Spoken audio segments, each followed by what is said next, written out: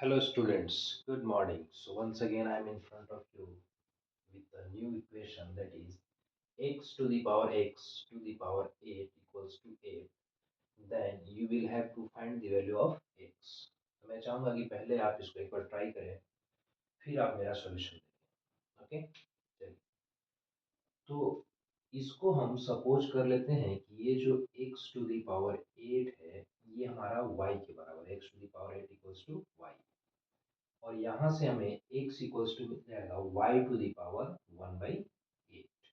Okay, अब आते हैं वापस से हम अपने क्वेश्चन पे, और ये क्वेश्चन अब बन गया हमारा x to the power y, क्योंकि इसको हमने y मान चुका है, तो ये x to the power y equals to हो गया 8।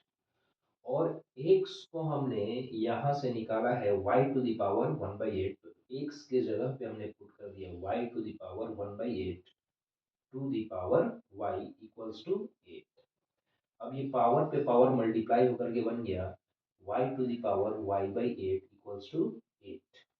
ओके, अब अगर हम दोनों तरफ पावर 8 से मल्टीप्लाई करेंगे तो ये 8 इससे कैंसिल हो जाएगा, और हमें मिलेगा y to the power y equals to 8 to the power 8। और एक्सपोनेंट के रूल के अकॉर्डिंग हम जानते हैं कि यहाँ बेस भी सेम है और पावर भी सेम है दोनों, तो यहाँ से हमें y का वैल्यू मिल जाएगा, दैट इज इक्वल्स टू 8। तो y इक्वल्स टू 8 मिल गया। और स्टार्टिंग में हमने y किसको माना था, x टू द पावर 8 को, तो x to the power 8 equals to हो गया 8। y की जगह हमने x to the power 8 put कर दिया।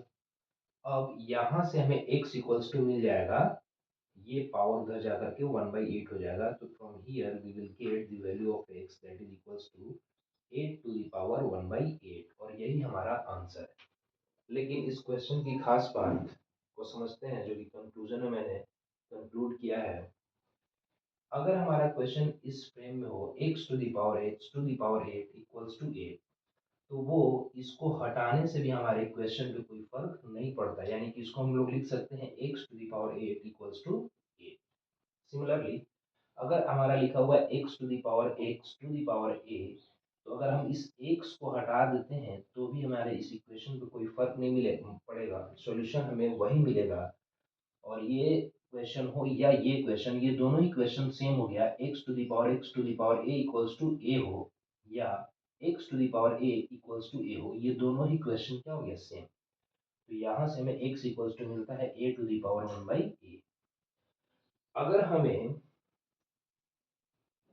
इस x के पावर को अगर हम बढ़ाते चले जाएं, x to the power x to the power x to the power x और to the power a equals to a, और यहाँ से यहाँ तक अगर हम इसको हटा भी देते हैं तो हमारे इक्वेशन पे कोई फर्क नहीं पड़ेगा, ये पूरा इतना बड़ा क्वेश्चन हो या x to the power a equals to a हो, ये दोनों सेम क्वेश्चन है। तो यहाँ से हमें कंक्लूजन मिला कि x equals to x to the power sorry a to the power 1/8।